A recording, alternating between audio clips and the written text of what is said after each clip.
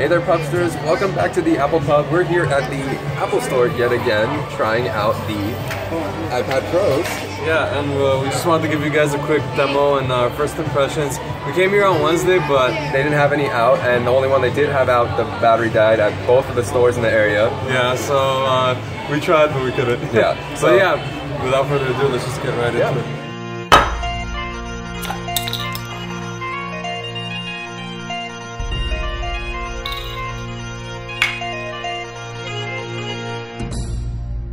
Are you failing? Are you recording me? Yes. Okay, so there was this amazing drawing of an eye with the iPad on the iPad Pro earlier, and this is my very bad rendering of it.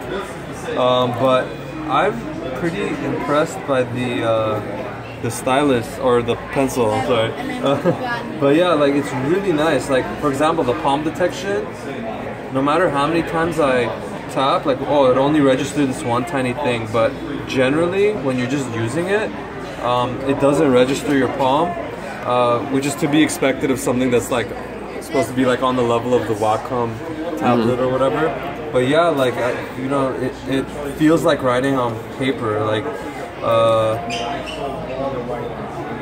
and it also, it's amazing to me that the pressure, it just seems so natural that it becomes darker when you push down on it. It's really cool. I'm not much of an artist. I don't use, you know, Wacom tablets and whatnot. I have tried to use my iPad Air to take notes on with a stylus. It was a terrible experience. The palm detection was crap because it was all software based, but now that the hardware supports it, it's just such a better experience. And there's virtually no latency that I feel when writing. I don't know, it's just a very nice experience, and you can kind of tell that it gets darker when you push down. I'm gonna like try to give you like a make it darker as I go along, but that kind of I hope that illustrates it. Yeah, you need to use one of the thicker pens. Thicker? Okay. Yeah. So let's do it this way. Or actually, this might have been the paintbrush, so. Yeah. I mean, you get the idea. It's actually lighter too. Yeah, whatever you use, I mean, it's really just very, like, it's just a very nice experience. And you look at that paint. Yeah, that's actually been around. That's something from Photoshop. Yeah, but I know, and I'm sure like a lot of this existed with digital artists and stuff with other products before, but to see it on the iPad, I'm just so excited about it.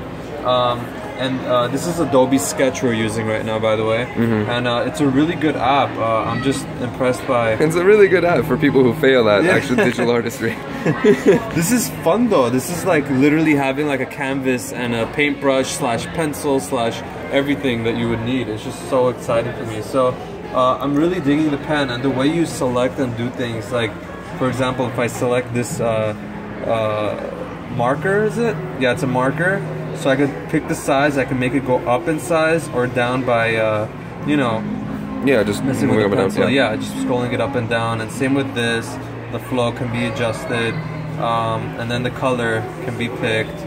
So it's just very, I don't know, I really like the experience. Of course, a lot of this is Adobe's work. Well, not only that, I mean, it has the hardware that's very smooth and it's kind of intuitive. It's really comfortable to use. Yeah, and one of the biggest problems I had was being worried about putting my palm on the iPad. I would often use it from here and then kind of like lift my hand because you're like left-handed too. Yeah, so, but even if you're right-handed, like you had to go like this and not put your palm on it.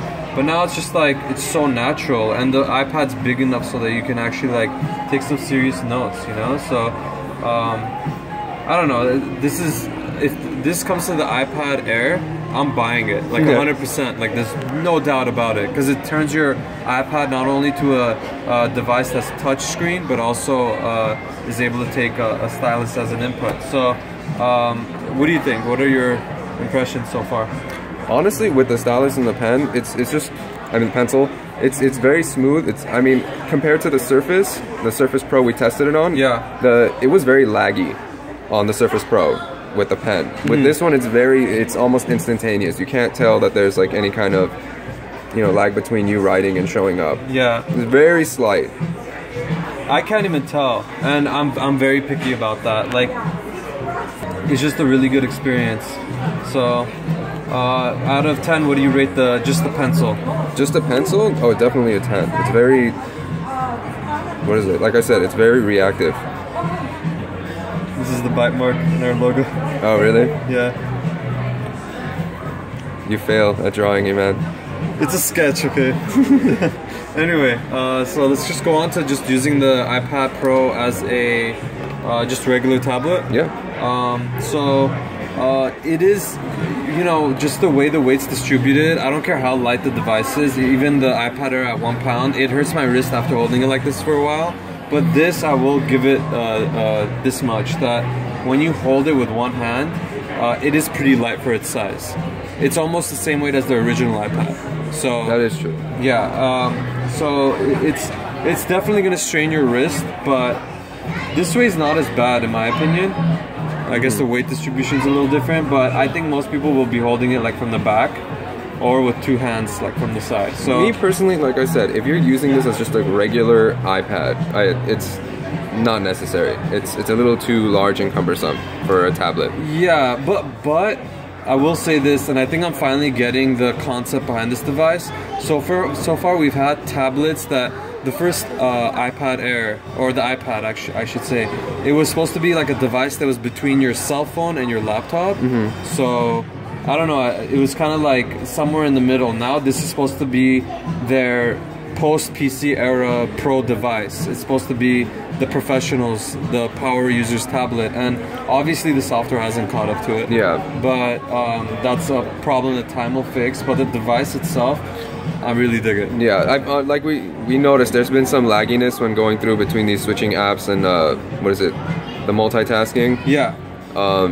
For some reason with E-Man, it doesn't seem to want to take his fingerprint, like when register his swiping motions when he tries to pull down the thing sometimes. Like, here, use it now. Let's see if it actually works. Yeah, like when I do this, let's get rid of this. When I do this, it sometimes doesn't register for. It does. This time it did, but notice that lag. Like it's been happening on all the devices we've been trying it on. Yeah, only for me. For Ralph, apparently. Yeah, I've been touching it, just works. Yeah. So and my fingers are clean. I don't have calluses from playing guitar or anything, but I don't know. But yeah, it's still really nice. The funny thing I noticed though yesterday when we tried it out, even though like the batteries were dying, the iPad Pro crashed, and then when we tried the Surface Pro, that crashed as well. Like when we went over there, remember it got stuck when it was in that loggy screen. Oh yeah, the Surface Pro crashed as soon as I started it up. Yeah, as soon as I picked it up, it crashed. Not a good first impression for either of them. Yeah, but yeah, like I will say this though, multitasking on the iPad Pro is so much better than on the iPad Air.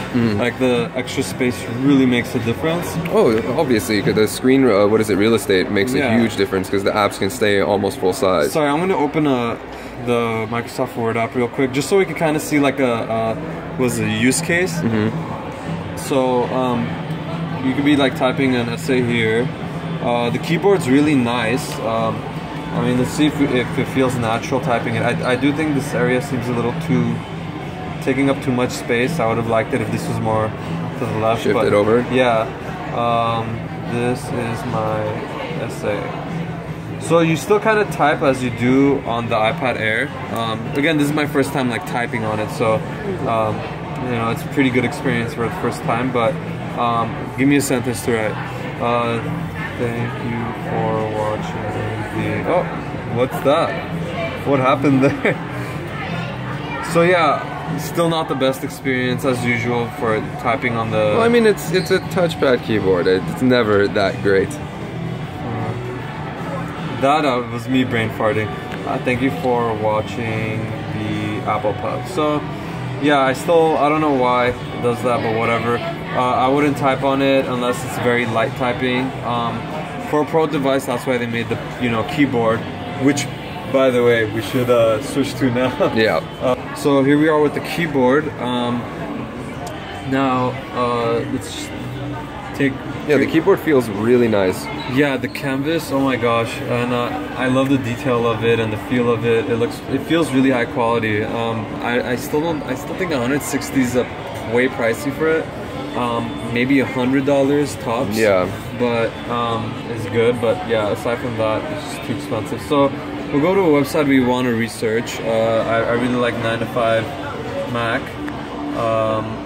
The guys there are amazing, and you know, if we want to research something, but at the same time, you know, like mess with our essay here, we can. And obviously, you could do this on the iPad Air too, but the size of each app is much more. That, like I said, that real estate of actually having all the words available to you, like the full screen. Yeah. I'm wondering if they're able to bring Force Touch to bigger displays, or if it's something that's only because of the engine, like it might only be able to run on smaller surface areas. But if they bring it to the Pro, that'd be really cool. Yeah, I was actually confused about why they didn't bring Force Touch onto the Pro as well. Yeah, I think it's because the motor can only cover so much, but over time I do think it'll trickle down. But yeah, so it's a good typing experience with the keyboard because it's a full-size keyboard. Yeah. One big difference is with the iPad Air, you can't get a full-size keyboard that's also a cover because the keyboard's size overflows. It's like, here's your iPad and here's your keyboard. So I don't have to get used to the keyboard much because it's so, you know, natural size. It's a regular keyboard. I'm just gonna write that. But yeah, it's just a really good experience with the keyboard. As much as I like the feel of it, I still wouldn't get this. I would wait for a third-party one. Why, just because no backlit keys? Or? No, but just because I feel like there'd be cheaper ones that maybe have extra features like backlit keys, but it doesn't have to. Speaking of which, show them the smart connector in real life. That's it right there. So now the iPad has two connection methods. One is this right here. Yeah, the smart connector. Yeah, and the lightning cable. I mean, you can count the headphone jack too, but just in general, like this is gonna only do audio. But this, you can do so much more with these two. There's actually USB 3.0 processor built into the lightning cable, so that's pretty insane. So this is definitely the post-PC era device, I guess. And obviously you can't really change the angle of this too with this one. Maybe, you know, a future keyboard can. It does feel a little awkward when you close it up, like this much of the cover is the keyboard. Oh yeah, I mean, show it. Here, flip it open. Yeah. You gotta collapse this guy this way and then collapse it in. So yeah, you end up having like this little lump of where the keyboard is sitting. Yeah, and this is just the cover. So, you know, that's it. Yeah, I don't know. It's a mixed bag, but honestly, I think give it some time, this device will be...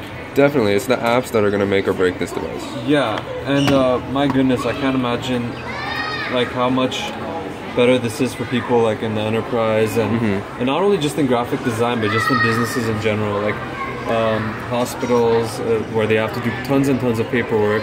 Doctor's job is mainly paperwork with insurance and liability waivers and all that stuff. So I like it. I don't recommend it for anyone. What about you? Like, what do you think? Yeah, I would say that if you're gonna get like just an iPad, just to use an iPad, go with one of like the Air or something. But if you actually want to do something like productivity, if you want to work on it, definitely the keyboard is awesome. The screen real estate is great. The pencil is just amazing. Yeah. Like for work like that, I think it's perfect. Yeah, the pencil stole it for me. Can you use it like this? Apparently not. So it is designed for certain software. But yeah, and it's a smart device. It can tell when the input can be used or not. Yeah. One thing, I don't know if you guys noticed, these guys are a bit weighted, so when you set it down, it'll stop in a certain motion. And where it stops, it has the Apple don't know if you can pencil see that, sticking up. But yeah, it's really nice, the attention to detail. This thing's a winner. Keyboard, I like the keyboard too, just not the pencil. Yeah, the keyboard's good, but not great. Let's put it that way. And it feels nice. Yeah, and this will take getting used to. You can't pick this up day one and be like efficient with it, but I do think that after a couple days of use, you'll be being a lot more productive on this, and I think it will replace the laptop for a lot of people, only because the iPad Air 2 already replaced the laptop for me. Anytime I need to do heavy duty stuff, I use my iMac. So yeah, when I go out, I love just grabbing my tablet and going to work and reading on it, browsing the web on it, which is, you know, most of the time that's what you do. And when you need something where you're creating content, you go on a Mac desktop. Yeah, and this, hopefully the content creation aspect of it picks up. If I had to give a review of it, I would say consumption on it is as good as ever, just because it's a tablet. When you watch movies, browse the web, do email, tablets are always a better experience. Speaking of movies, it has a really loud speakers, and yeah, although we can't really play music right now here, why not pull up like something like Badlands or one of the songs they have? We'll put on a... Oh, we can't put it because of the copyright, right? Yeah, I'm saying go pick one of the games. Okay. So... And turn the volume up. Like, we're in the Apple Store where it's pretty loud. And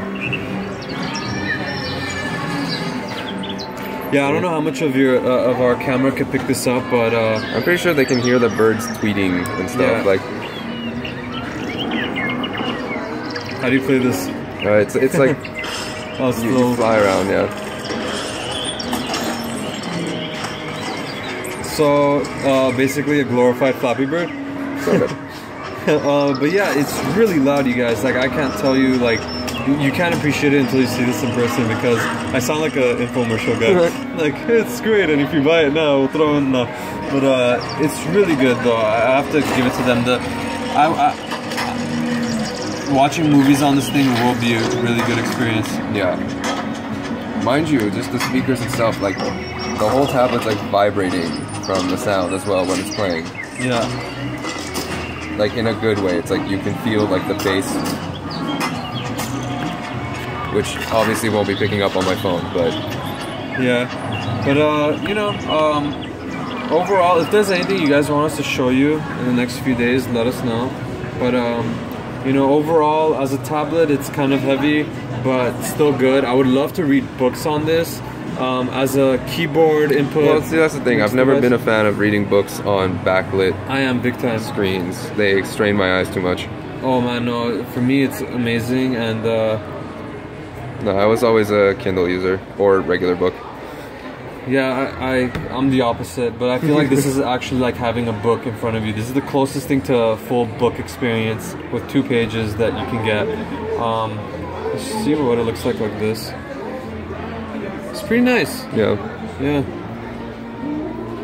Normally I have to scroll on instead of flipping the pages, but I don't know, man. It's a winner as a tablet. It's a winner as a keyboard attached device, and it's also definitely a winner with this little guy right here. So honestly, yeah. If you have the money to splurge and you want an oversized iPad, go for it. For regular usage. And in this sense, I'll compare it to the Apple TV. It's a great device with a lot of potential because of the software is lacking right now. But aside from the software lacking, this is amazing, and I'm probably gonna get the 2nd or 3rd gen. So, and I wouldn't buy a product unless, you know, I was really into it. Yeah, because once you go to the store and hold this and test it out, you get a feel for whether it's a winner or not.